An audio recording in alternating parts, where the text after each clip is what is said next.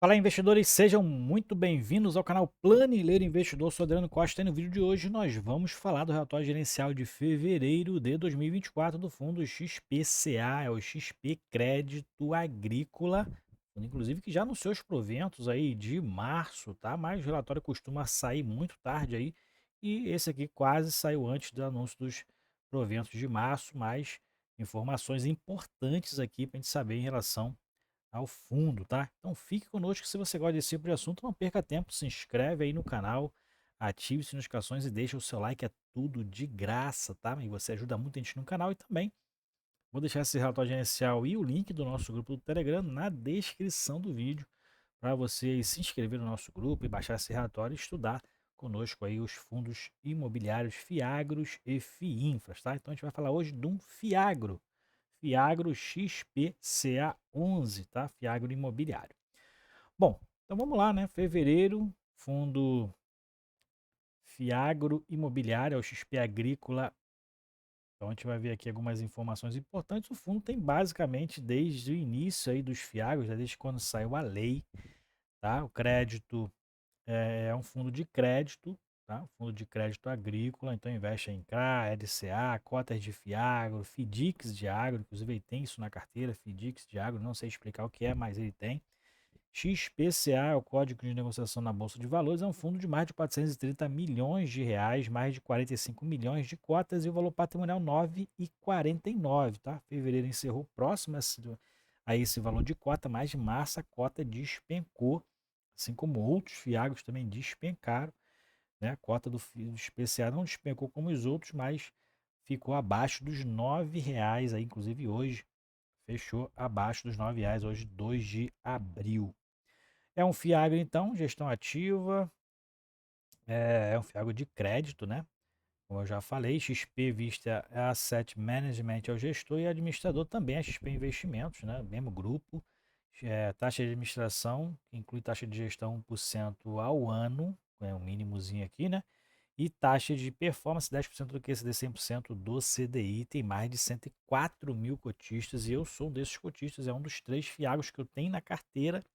Tem em torno aí de 400 cotas dele, né? Tem poucas cotas, mas qualquer oportunidade a gente vai catando algumas cotas, botando na carteira, né? Um fundo. Por enquanto tem tido boas performances no mercado. Bom, aqui ele fala sobre algumas informações aqui relativo ao portfólio, né? Então, ele fala que o portfólio se encontra alocado e com uma diversificação adequada. A gente vai ver isso mais para baixo. Então ele tem aí, a gestão tem se concentrado no monitoramento de originação de novas operações, né, para diversificar a carteira. E o fundo tem acompanhado aí a colheita, especialmente a colheita de soja, né? É a soja que tem aí, soja e o milho, né? Tem tido aí quedas na produção e na produtividade durante essa safra, né? E o que tem feito muitos fundos caírem também por conta disso, tá? Que o risco de inadimplência é real, né, por conta desse desempenho abaixo do esperado. A gente sabe que é um setor totalmente aí, financiado, né? É um setor bem financiado aí. Banco do Brasil é um dos maiores financiadores do agro no Brasil, né? E a gente sabe que os fundos são importantes também, mas tem esse risco, né? O Brasil é o maior produtor de alimentos do mundo, mas tem esse risco também aí do crédito, né? O risco de inadimplência. Bom, ele fala aqui sobre alguns assuntos que você pode depois baixar aí, fazer essa leitura, tá? Falar sobre a questão da safra, né? Alguns estados aí com menos chuva, com mais chuva, né? Tendo aí baixa produção, plantio não está se destacando como na previsão. Fala também do setor sucroenergético, né? O de açúcar, né? O de etanol. E também da redução aí da taxa básica de juros. Ele também fala um pouquinho aqui. Bom, resultado de caixa do SPCA foi de 11, quase, né, 11 centavos por cota, né, vamos dizer que foi 11 centavos por cota e o resultado contábil foi de 9, quase 10 centavos por cota. A distribuição foi de 10 centavos, na verdade uma das menores dos últimos meses, né? Repetiu esses 10 centavos agora para março, né, se eu não me engano. Ele anuncia no último dia útil do mês, né? Então anunciou já no último dia útil do mês de março. O último dia útil foi dia 29, né? Dia 29 anunciou então os proventos e vai pagar agora. Não sei exatamente o dia, mas é lá para o dia 12 ou 13 de abril, que é o 10º dia útil do mês. Aqui a gente verifica que no mês de fevereiro o fundo teve ali mais recebimento do que o regime de competência, né? O regime de caixa foi maior, provavelmente alguma antecipação, algum valor vindo de competências passadas, né? A receita de LCA e renda fixa, que é onde o caixa fica aplicado 71 mil, quase 72, despesas operacionais 474 mil reais, o resultado líquido pelo regime de caixa foi mais de 5 milhões de reais e o regime de competência, que aqui você reconhece, independente do recebimento do pagamento, 4 milhões e meio de reais. O fundo distribuiu próximo ao regime de competência, né? 4 milhões e meio, acumulou aí um pouco mais de meio milhão de reais em caixa e distribuiu 10 centavos por cota. Poderia ter distribuído 11 centavos por cota se tivesse distribuído aqui o caixa inteiro, tá? Mas preferiu distribuir então, já já que está com uma distribuição nos últimos 12 meses, ó, maior do que o regime de caixa. Então o fundo tem que fazer esse equilíbrio aí, né? E desde o início ele já distribuiu mais de 10 milhões a mais do que o resultado de caixa oferido, tá? Então tá num déficit aí e tem que ajustar isso aqui, né? Bom, mais para baixo a gente vai verificar aqui a questão da evolução da rentabilidade. A gente vê que o fundo distribui dividend yields, ó, aqui em cima tem os dividend yields distribuídos, ó, tudo acima de 1% nos últimos 12 meses.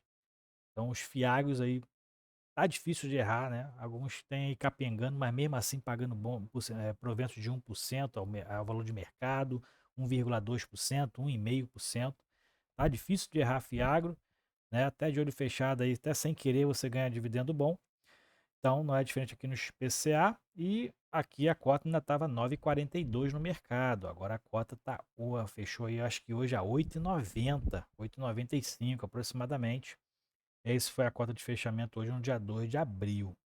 Tá? E o volume médio de negociação reduziu aqui em janeiro e fevereiro, né? 2024 está fraco, né? Ficou bem abaixo aí do que ele costuma estar acostumado aqui no volume de negociação, em torno aqui de 1,2, 1,3 milhões por dia de volume médio diário negociado no mercado secundário ou na bolsa de valores. Dentro das culturas aqui, as principais culturas que ele financia, né, a gente verifica que a soja está com queda de produtividade, queda de produção, 5,5% de queda. Então tem aí algumas questões, né, abaixo, né, da previsão do potencial produtivo inicial, que é de 162 milhões de toneladas.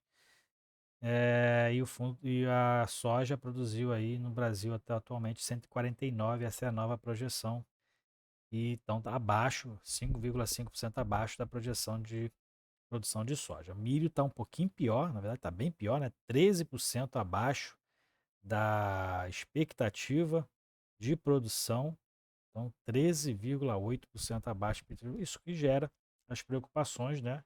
Inclusive risco de inadimplência das empresas, né? Já que a receita vai ser menor daquilo que é esperado, tá? Isso tem um risco de mercado que a gente tem que observar.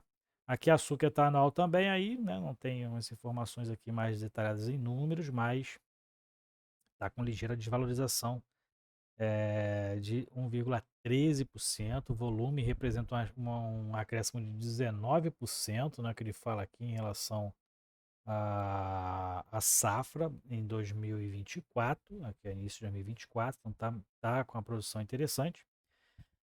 Mais para baixo a gente verifica o portfólio do fundo, então a maioria são CRAs, né? Quase 400 milhões em CRAs. Tem aí cotas de FDICs, de FIAGRO, então fundos de investimento de direitos creditícios. É crédito, né? De qualquer forma é crédito.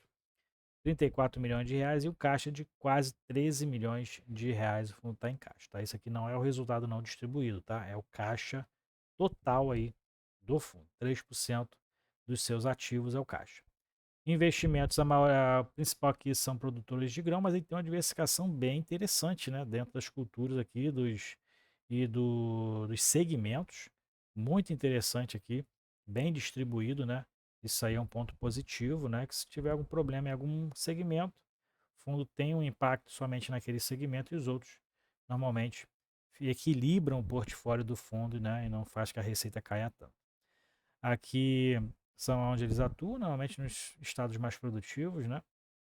Os indexadores, o principal é o CDI, ó, mais de 90% da carteira é indexada ao CDI, mais uma taxa média de 4,72%, e 10, menos de 10% é IPCA, mais uma taxa média de 8,73%. É um fundo acima ali, né, quase um fundo high yield, né, na minha opinião, com essas taxas médias aqui, é um fundo ali de médio procura, né, ter dividendos ali de médio a elevado, a altos dividendos, né? Não é um fundo high grade, não é um fundo high grade, é um fundo mais próximo de high yield do que de high grade.